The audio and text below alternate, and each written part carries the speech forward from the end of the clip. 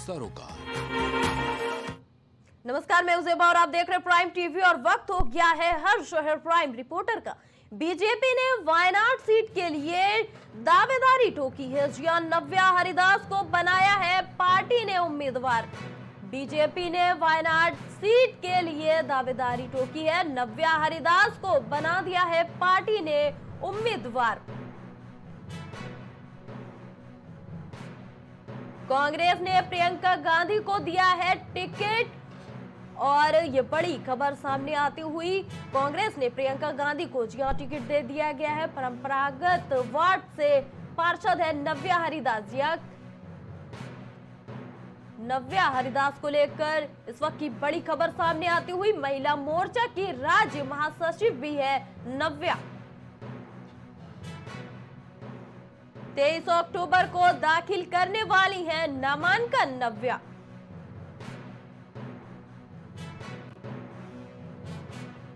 BJP ने Wayanad seat के लिए ठोकी है दावेदारी।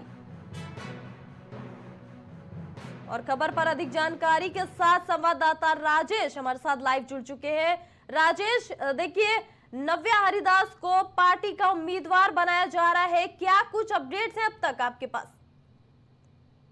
जिस तरीके से अगर केरल के वायनाड सीट की बात करें तो केरल अगर देखा जाए तो सियासत के क्षेत्र में केरल बिल्कुल बढ़ चढ़कर नहीं हिस्सा लेता था, लेकिन आपको बता दें केरल ऐसा स्टेट है, केरल ऐसा राज्य है कि जहां पर वहाँ लगभग 97% प्रतिशत लोग वहाँ पे बिल्कुल शिक्षित है। तो जाहिर सी बात है कि वो लोग वहाँ पर नौकरी के क्षेत्र में केरल ज्यादा माना जाता था। लेकिन सियासत की अगर बात करें तो सियासत केरल जो है सियासत के क्षेत्र में तब से जाने लगा कि केरल की जो वायनाड सीट है, केरल की वायनाड सीट से कांग्रेस के राहुल गांधी ने वहां से चुनाव लड़ा और उसके बाद केरल की वायनाड सीट काफी प्रचलित और हॉट सीट मानी जाने लगी।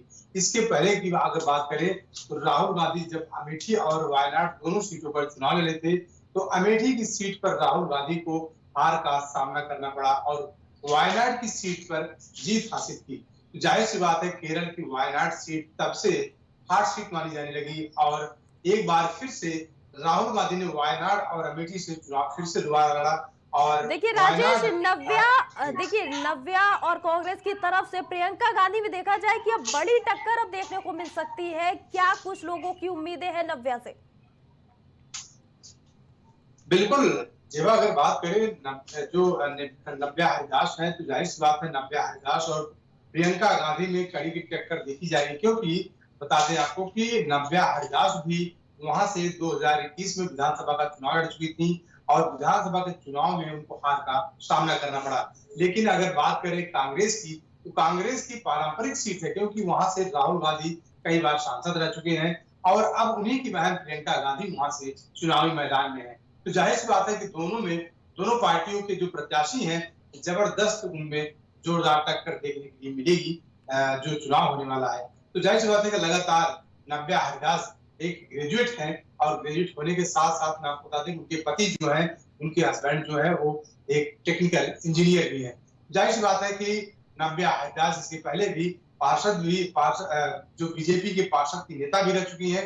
उसके अलावा 2021 में विधानसभा का चुनाव भी बीजेपी की तरफ से लड़ चुकी है। तो जाहिर सी बात है कि अब नव्या हरिदास और प्रियंका गांधी के बीच में जबरदस्त मुकाबला देखने के लिए मिले। देखिए, बीजेपी की ओर से ये बड़ा फैसला है। जिस तरह से अगर नव्या के हम पहले की करियर की बात करें तो महिला मोर्चा की ये राज्य महासचिव भी रह चुकी हैं और अब सीधे टक्कर प्रियंका गांधी से यहाँ पर है। क्या कहेंगे, कितनी कड़ी टक्कर हो सकती है अब ये? बिल्कुल, जब अगर टक्कर की बात की जाए, मैंने आपको बताया कि नव्या हरिदास को कोई नई नेता नहीं है।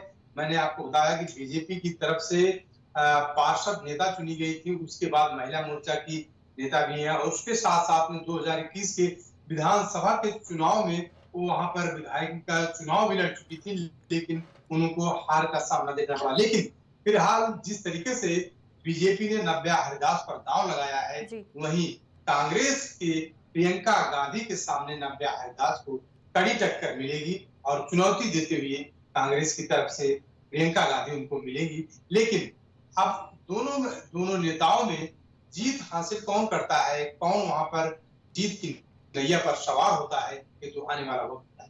देखिए कह सकते हैं हम कि बीजेपी ने बहुत ही कुछ सोच समझ के रणनीति बना करके नव्या को चुना है। क्या लगता है आपको बीजेपी का ये फैसला कैसा रहेगा कि और क्या कुछ रणनीति बनी होगी? देखिए, आपको बता दें कि बीजेपी की तरफ से जो रणनीतियां, अगर बात करें रणनीतियों की, तो देखिए जिस तरीके से बीजेपी में बिल्कुल पूरे मंथन के साथ केरल की वायनाड सीट पर नव्या हरदास को उतारा गया है, जाहिर सी बात है कहीं कहीं उसका फायदा जरूर मिलेगा। लेकिन सबसे बड़ी बात यह है कि जो केरल की वायनाड सीट है, वहां पर अगर बात करें जो प्रतिशत है, वहां पर वोटरों का प्रतिशत है, तो उसमें सबसे ज्यादा वोटर जो है वो मुस्लिम समुदाय के वोटर है। वहां पर 80% मुस्लिम समुदाय के वोटर है वायनाड सीट पर। तो जाहिर सी बात है कि मुस्लिम समुदाय कहीं कहीं अगर देखा जाए तो कांग्रेस के साथ खड़ा नजर आता है, क्योंकि अब तक जितनी बार राहुल गांधी वायनाड सीट से चुनाव लड़े वो जीत कर आए। जाहिर सी बात है कि अब उन्हीं की बहन प्रियंका गांधी वहां पर चुनावी मैदान में है, तो जाहिर सी बात है कि अब प्रियंका गांधी वहां पर मुख्य दावेदार है और प्रियंका गांधी को वहां पर जीत मिल सकती है, क्योंकि राहुल गांधी वहां से कई बार सांसद रह चुके हैं, वहां पे कई बार जीत चुके हैं और 80% वहां मुस्लिम वोटर है जो कांग्रेस के साथ में खड़ा नजर आया। जाहिर तौर पर देखिए वायनाड सीट की जो लड़ाई है वो बड़ी ही दिलचस्प होने वाली है, जिस तरह से मुकाबला है नव्या हरदास और प्रियंका गांधी के बीच। बहरहाल इस खबर पर जुड़ने के लिए राजेश आपका बहुत धन्यवाद।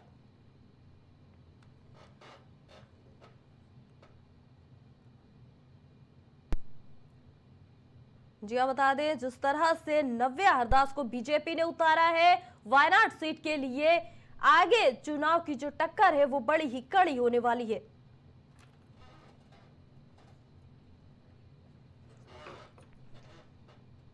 उपचुनाव को लेकर पार्टियों ने अपनी तैयारियां तेज कर दी हैं। वहीं प्रयागराज की फूलपुर सीट हमेशा से ही हॉट सीट रही है।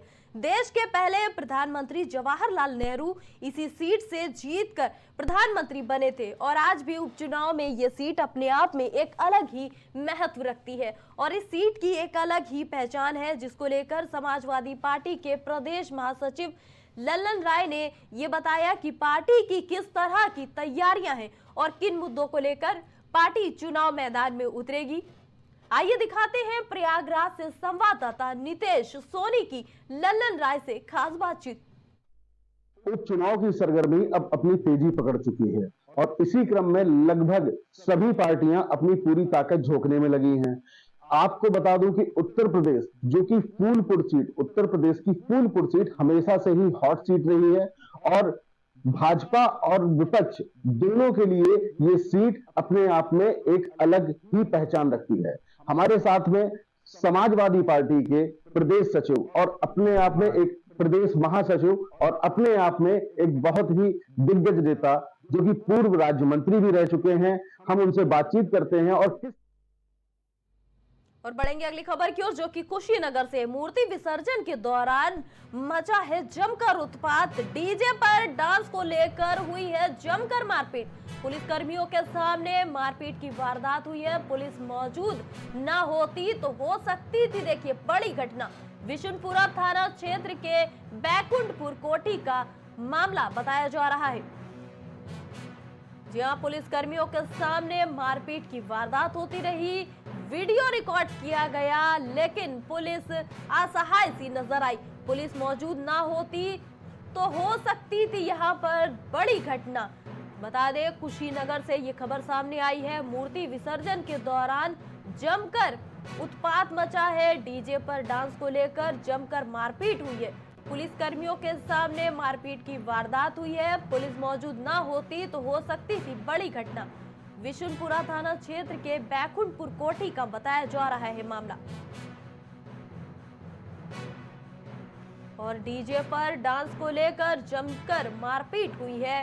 तस्वीरों में आप देख सकते हैं किस तरह से लोगों में बवाल मचा है। डीजे पर डांस को लेकर के कुशीनगर से ये तस्वीरें सामने आई।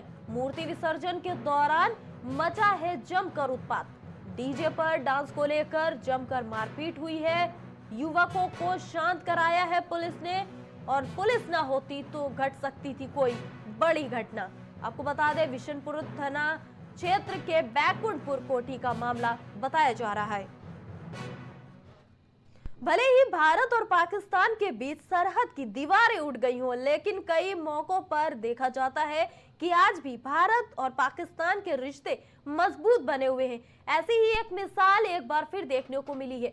पूरा मामला जौनपुर शहर का है। यहां भाजपा नेता के बेटे की शादी पाकिस्तान के लाहौर में तय हुई थी, लेकिन वीजा ना मिल पाने के कारण ऑनलाइन निकाह करना पड़ गया। शहर के मखदूम शाह अड़हन निवासी और भाजपा सभासद तहसीन शाहिद ने 1 साल पहले अपने बेटे मोहम्मद अब्बास हैदर की शादी अपने एक रिश्तेदार जो कि पाकिस्तान के लाहौर शहर के रहने वाले थे अंदलीब जहरा से तय कर दी थी। शादी करने के लिए उच्चायुक्त में वीजा अप्लाई कर दिया था। जैसे जैसे शादी की तारीख नजदीक आती गई, उनकी बेचैनी जैसे बढ़ती गई, क्योंकि वीजा जारी नहीं हो रहा था। इस दौरान पाकिस्तान में लड़की की मां राना यास्मीन जैदी की तबीयत खराब हो गई और वो अस्पताल में आईसीयू में भर्ती थी। ऐसी हालत में भाजपा नेता तहसीन शाहिद ने लाहौर फोन से बातचीत कर अपने बेटे की ऑनलाइन शादी कराने का फैसला लिया।